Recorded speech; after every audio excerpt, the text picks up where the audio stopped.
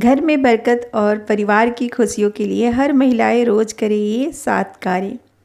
देखिए दोस्तों, कहा जाता है जिस घर की महिलाएं रोज़ ये 7 छोटे छोटे से शुभ कार्य करती है उस घर में खुशियों का माहौल बना रहता है। घर में सुख शांति, घर में रहने वालों का स्वास्थ्य अच्छा रहता है। घर के मुखिया जीवन में आगे बढ़ते हैं, ऊंचाइयों को छूते हैं। लेकिन कई महिलाएं 3 ऐसे महत्वपूर्ण कार्य हैं जिसे अनजाने में छोड़ देती हैं। अगर आप भी ऐसा करते हैं तो आज की ये वीडियो आपके लिए है। अंत तक आप ज़रूर देखिए क्योंकि 7वां कार्य विशेष महत्व रखता है दोस्तों।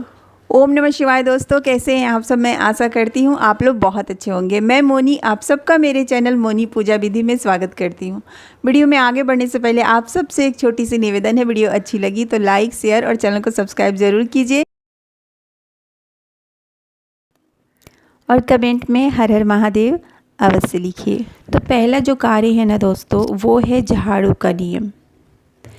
देखिए, झाड़ू को माता लक्ष्मी का प्रतीक माना जाता है। जब आप सुबह में उठते हैं तो अपने हथेलियों का दर्शन करने के बाद माता धरती को प्रणाम कीजिए और डेली जो मैंने बोला है कि मुख्य दरवाजे पे जल का छिड़काव कीजिए, उसके बाद आप तुरंत घर में झाड़ू लगाइए।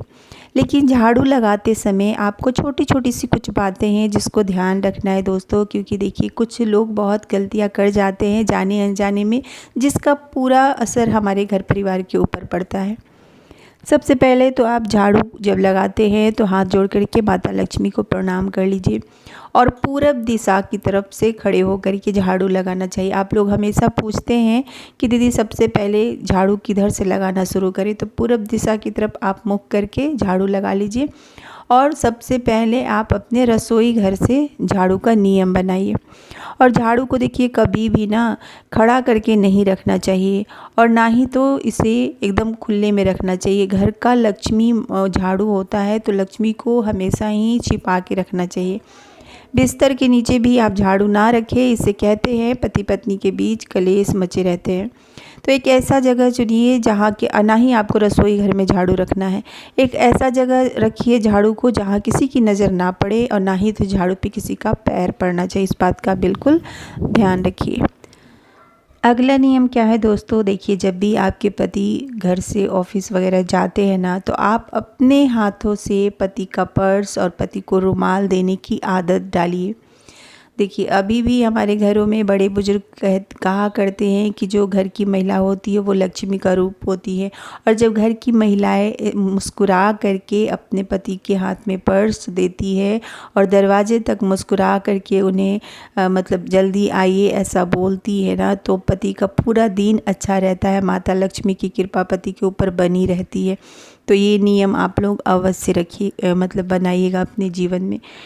क्योंकि देखिए शादी के बाद एक पति का भाग्य पत्नी से ही जुड़ता है और पत्नी जितने ही छोटे छोटे अच्छे धार्मिक कार्य करेगी उसका पूरा फल हमारे पति को मिलेगा, है ना।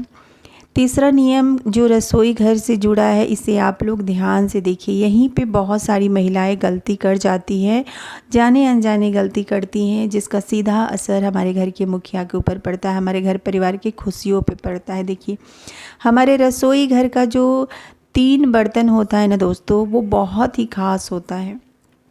पहला हो गया तवा, दूसरा जिसमें हम दूध गर्म करते हैं जिसे भगोना बोलते हैं, आप लोग इसे क्या बोलते हैं प्लीज़ ज़रूर बताइएगा।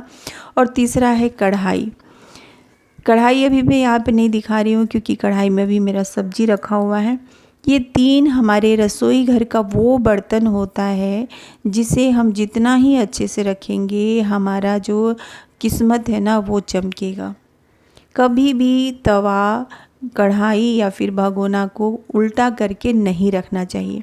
आप धो लीजिए, फिर उसे अच्छे से सूखे कपड़े से पोंछ करके ना रख दीजिए। और तवा को तो देखिए कभी भी खुले में नहीं रखना चाहिए। जब तवा का इस्तेमाल हो जाए तो आप उसे छिपा करके रख दीजिए। कहते हैं तवे पे अगर घर के अलावा किसी की भी बुरी नज़र तवे पर किसी की भी घर के अलावा नज़र पड़ती है तो वो अच्छा नहीं होता है। और हमारा रसोई घर पे देखिए किसी बाहर वाले को नहीं घुसने देना चाहिए। हमारा जो घर का रसोई है वो बहुत ही ख़ास हिस्सा होता है। रसोई में माता अन्नपूर्णा का वास होता है। इस बात का बिल्कुल ध्यान रखिए। अगर आपके रसोई घर में पर्दे लगे हैं तो अच्छी बात है, नहीं लगे हैं तो आप एक पर्दा लगा करके रखिए, क्योंकि रसोई घर पे किसी भी बाहर वाले की नज़र नहीं पड़नी चाहिए।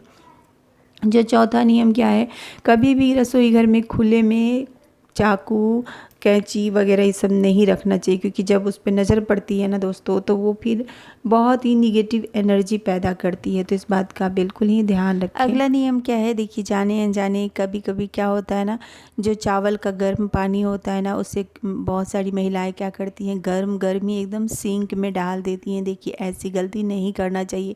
जब हम गर्म पानी सिंक में डालते हैं ना, तो उससे बहुत सारे कीड़े मकोड़े ख़त्म हो जाते हैं, और जो कि हमारे ऊपर उसका मतलब पाप लगता है। देखिए ऐसी गलती ना करें। जब पानी ठंडा हो जाए ना, कोई भी गर्म पानी ठंडा हो जाए, तब आप सिंक में डालें। अगला नियम क्या है, जब आप रात में सोने जाते हैं तो सोने से पहले अपने रसोई घर को अच्छे से साफ़ करें। अपने सिंक में जो भी बर्तनें वगैरह हैं उसको साफ़ करके सोइए। और बर्तन धोने के बाद ना एक ज़रूरी नियम है जो आपको हर रात को करना है दोस्तों। ये जो नियम है उसे आप कभी मत भूलिएगा। ये आपके घर के बरकत से इसका सीधा असर है। वो क्या है, जब आप बर्तन वगैरह धो लें, सिंक को आप अच्छे से साफ़ कर लीजिएगा। इसके बाद एक मुट्ठी आप ले लीजिए सफ़ेद नमक। जी हाँ दोस्तों, आपको पता है दोस्तों, सफ़ेद नमक कितना ही असरदार होता है।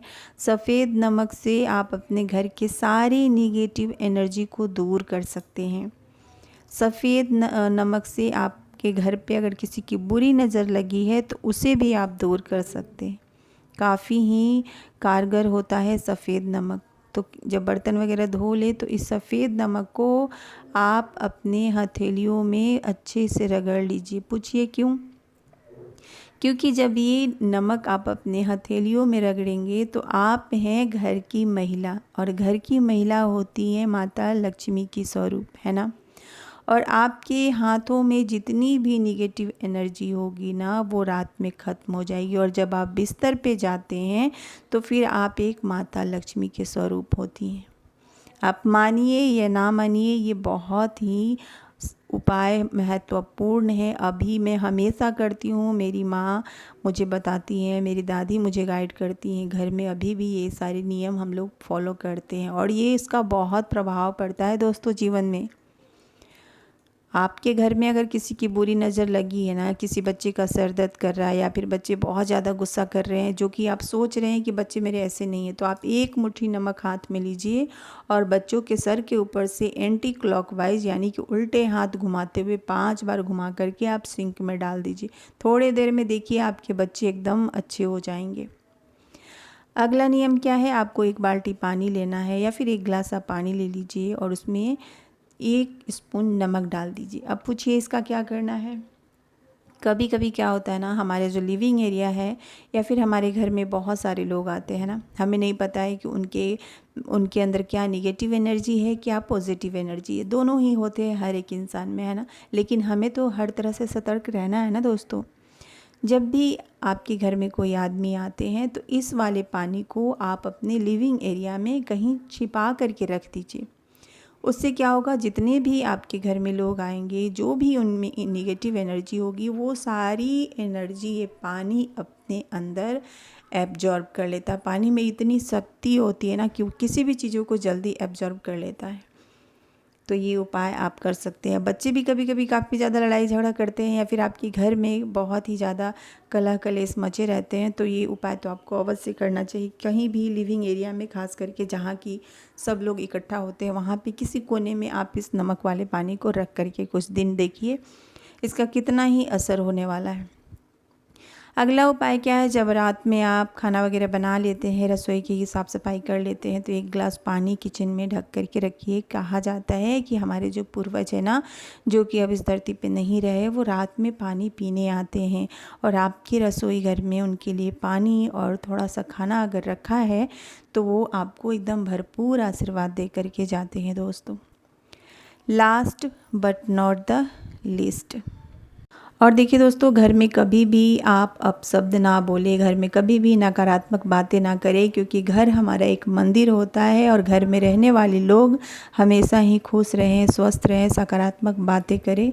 ऐसा अगर हो तो हमारे घर में कभी भी नेगेटिव एनर्जी नहीं रहती है। रात में जब आप सोने लगते हैं, सबसे महत्वपूर्ण बात, रात में जब आप सोने लगते हैं तो हर रात सोने से पहले पूरे परिवार के लिए भगवान से प्रार्थना करें पूरे दिन हुई, आपसे अच्छे कर्म के लिए भगवान को थैंक्स बोले। अगर जाने अनजाने आपसे किसी का दिल दुख गया हो या फिर आपके हाथ से कोई गलत काम हो गए हो तो भगवान से आप क्षमा याचना कर लें। देखिए दोस्तों, आज शाम में यहाँ पे मैं पूजा की थी और शाम की पूजा का नियम मैं आपको बताना चाहूँगी। जब आप दीपक जलाते हैं तो दीपक के नीचे आप अक्षत का आसन दीजिए, क्योंकि बिना आसन दिए हमें दीपक नहीं जलाना चाहिए। और दीपक देखिए संध्या में कब जलाना है, अगर आप लोग चाहते हैं तो कमेंट में अवश्य बताइएगा। बहुत सारी महिलाएं गलती करती हैं शाम के समय दीपक जलाने में। कौन सी वो गलती करती है आप लोग कमेंट में अवश्य बताइएगा, मैं इसके ऊपर वीडियो बनाऊँगी। जब भी आप घी का दीपक जलाएं तो अपने बाएं साइड यानी भगवान के दाहिने साइड आपको घी का दीपक जलाना है।